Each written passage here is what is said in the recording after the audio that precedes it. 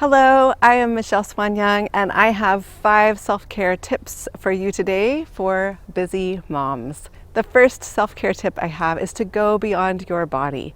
So much of the talk about self-care, especially for moms or for women, currently has to do with making ourselves beautiful and especially helping ourselves to conform to society's beauty standard.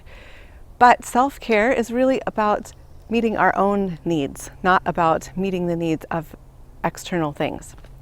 So when you think about self-care and what you would like to do for self-care, connect to yourself, how you feel and what your needs are.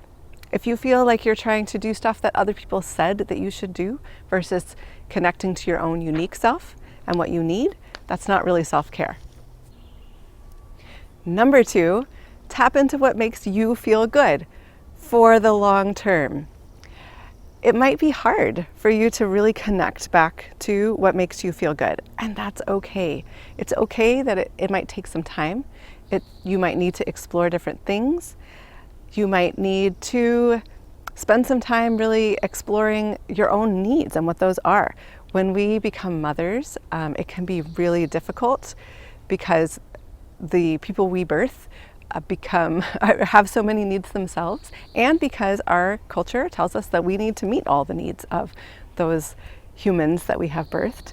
And it can be really hard to figure out what really works and what meets our own needs when our lives have shifted so significantly. But it is okay for you to take time to figure out what those are and to figure out what feels good to you in meeting those.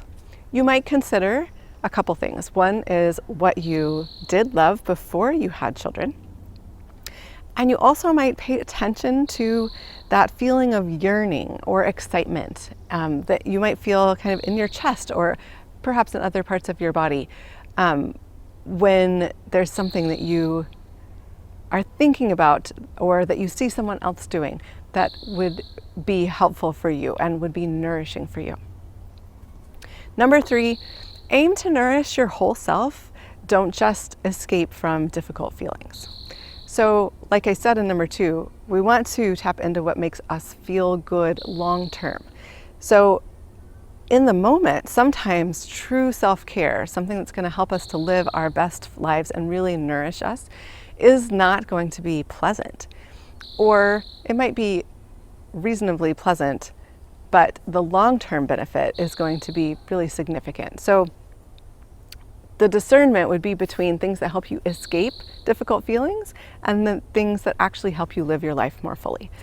Focus on bringing in more of the second. For example, binge watching a TV series for 5 hours is more likely to be escape than it is to be true self-care. But taking a half hour once a week to watch a TV show that you love might really be more of self-care. It depends on you and how it feels for you. And so you're going to need to connect back to yourself to make those decisions. But aim to nourish your whole self, not just escape hard feelings. Tip number 4 is to start small.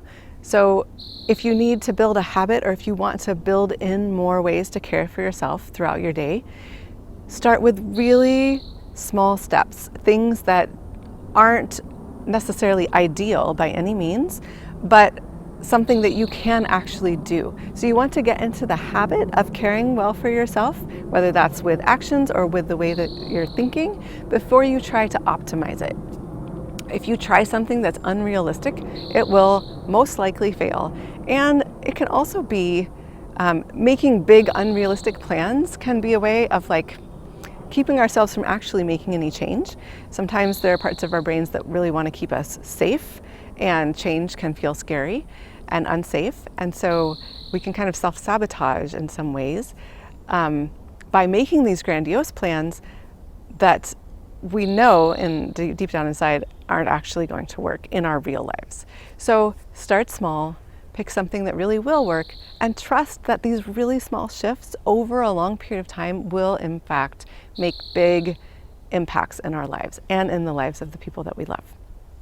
Tip number 5, make a plan and commit. You may need to put something on your calendar or whatever it is that works for you, where think about what helps you to keep commitments to a friend, or what helps you to make sure that you arrive on time at an appointment, and use some of those strategies that you already know work for you in order to make a commitment and a plan for yourself, very specifically, at a particular time, for a particular action, and decide on a place as well. Those 3 things can help a ton. It's okay if all of this takes practice. It's very understandable. All of us need practice. We're not going to be fantastic at any of these things immediately. And you might need accountability. So fantastic to find a friend who you can work on whatever it is that you're focusing on for self-care. You can work on that with. I've had an exercise or a joyful movement accountability partner for a long time, and it's been super fantastic for both of us, and has really nurtured our friendship as well.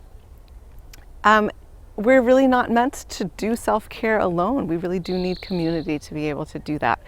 Whether that is your household community, whether it's people outside your home, we do need others. So if you don't have people who are able to support you in self-care, I do have a membership where I guide people in exploring different self-care practices every month. They're short.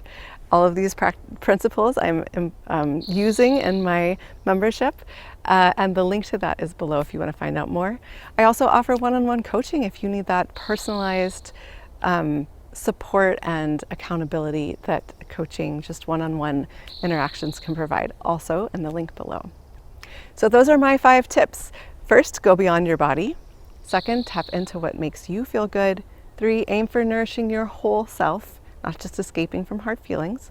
4, start small. And 5, make a plan and commit.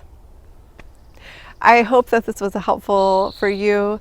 If so, please press the thumbs up button to like this video.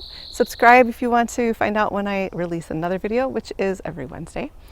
I hope that you have a wonderful day, and take good care.